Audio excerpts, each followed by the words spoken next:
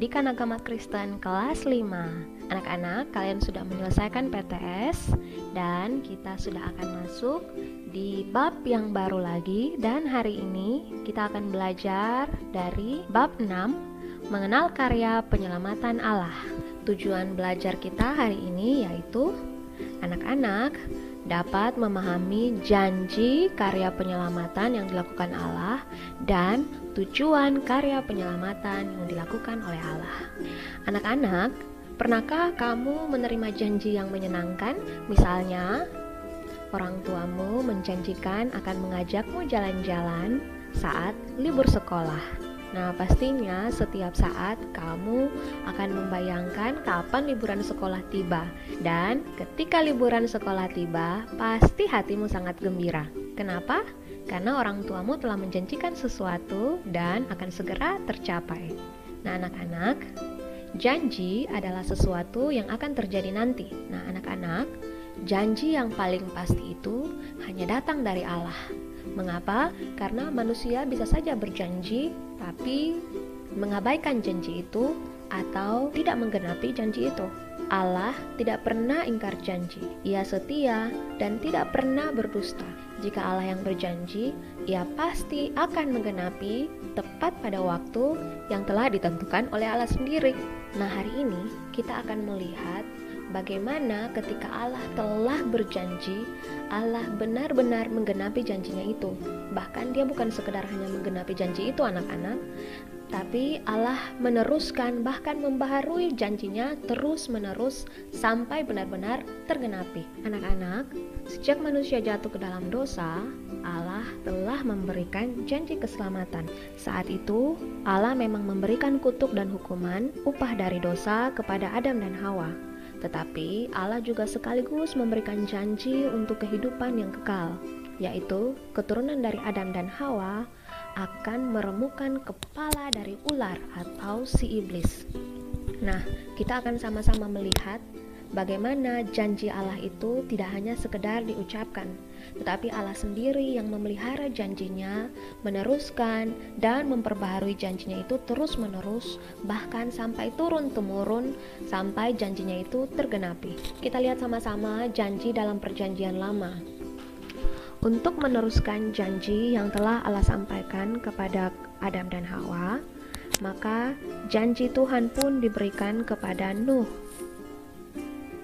Ketika itu, hampir semua penduduk di muka bumi telah melakukan dosa. Allah berjanji untuk menyelamatkan Nuh dan keluarganya, bahkan bukan hanya untuk keturunan Nuh, tapi semua makhluk lain di muka bumi. Dan Allah sendiri yang bekerja untuk menyelamatkan kelangsungan hidup manusia dan ciptaan lainnya. Sesudah kepada Nuh, Allah meneruskan perjanjiannya kepada Abram. Abram dipilih menjadi bapa dari semua orang percaya. Dari keturunan Abram ini akan lahir suatu bangsa yang besar, yaitu bangsa Israel. Setelah keturunan Abram menjadi bangsa yang besar, Allah menuntun mereka keluar dari Mesir menuju tanah Kanaan. Musalah yang dipilih menjadi pemimpin bangsa Israel. Tuntunan Tuhan nyata dalam kehidupan bangsa Israel, baik itu ketika mereka menyeberangi Laut Teberau, mereka mendapatkan tiang awan di siang hari dan tiang api di malam hari, dan berbagai mujizat yang Tuhan berikan dalam perjalanan bangsa Israel menuju ke tanah Kanaan. Janji penyertaan Tuhan tidak pernah berhenti bagi bangsa Israel. Ketika bangsa Israel sudah menjadi bangsa yang besar, Allah melakukan pembaruan janjinya.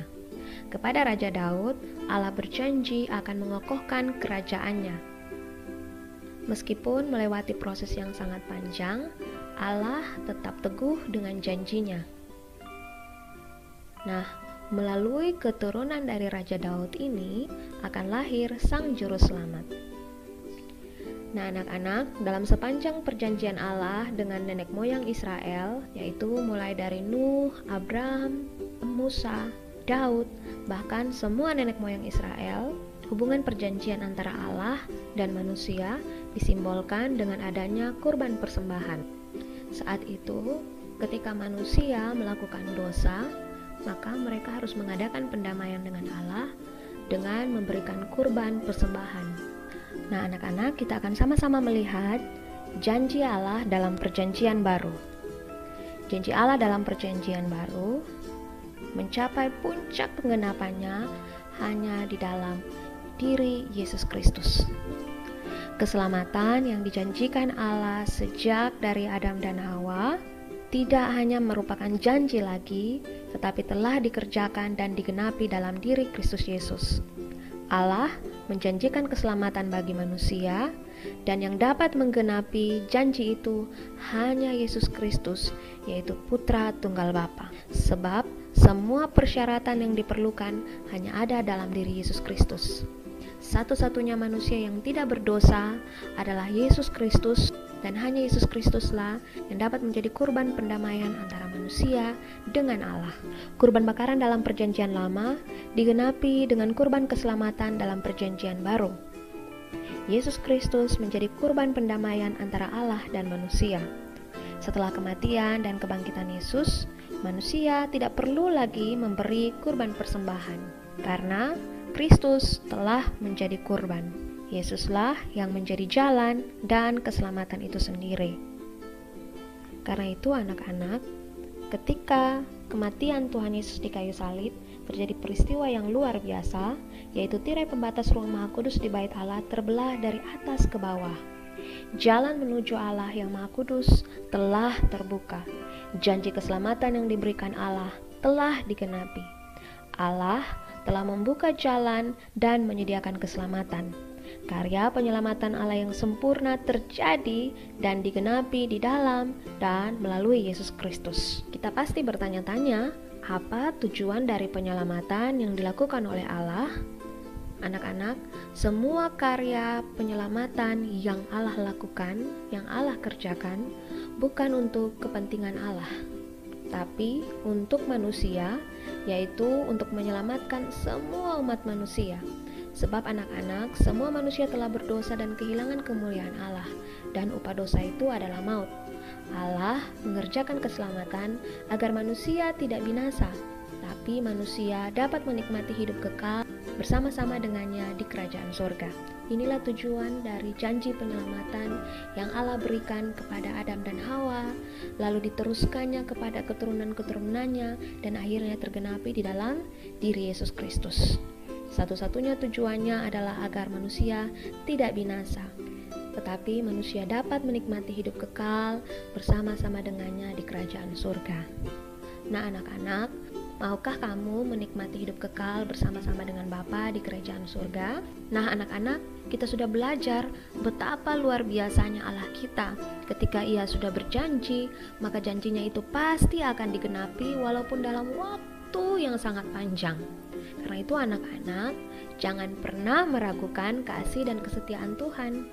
Lalu kita juga berjuang bersama-sama agar selama kita hidup, kita berusaha untuk taat kepada perintah Bapa dan menyenangkan hati Bapa, agar kita dapat menikmati hidup kekal bersama-sama dengannya di kerajaan surga. Kesimpulan untuk pelajaran kita hari ini, yang pertama, janji Allah untuk menyelamatkan manusia dari kutuk dosa adalah sejak di Taman Eden. Yang kedua, Allah menggenapi janjinya dengan mempersiapkan umat Israel, yaitu umat yang dipilih sebagai bangsa di mana juru selamat lahir. Yang ketiga, penggenapan seluruh janji Allah tergenapi dalam diri Yesus Kristus. Dan hanya melalui pengorbanan Yesus Kristus, manusia yang berdosa dapat berdamai kembali dengan Allah.